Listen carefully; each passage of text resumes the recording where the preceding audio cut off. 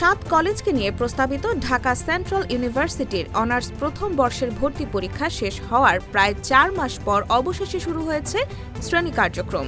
এতে করে ক্লাস শুরুর আগেই সেশন জটে পড়তে হলো শিক্ষার্থীদের। শিক্ষার্থীদের পাল্টাপাল্টি আন্দোলনের কারণে দীর্ঘদিন ধরে সেশন জটে থাকা শিক্ষাবর্ষ স্বাভাবিক করতে বৃহস্পতিবার 7 কলেজের সব বিভাগে একযোগে ওরিয়েন্টেশন ও ক্লাস শুরু হয়। এর মধ্য দিয়ে 2024-25 শিক্ষাবর্ষের প্রথম বর্ষের শিক্ষার্থীদের নিয়মিত একাডেমিক কার্যক্রমে ফেরানোর প্রক্রিয়া শুরু হলো।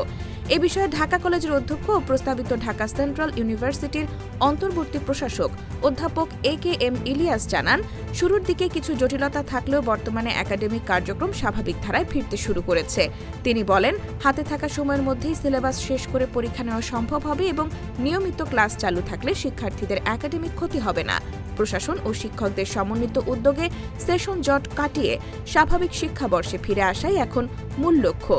উল্লেখ্য, 7 সরকারি কলেজকে একীভূত করে ঢাকা সেন্ট্রাল ইউনিভার্সিটি গঠনের প্রক্রিয়া বর্তমানে চলমান রয়েছে।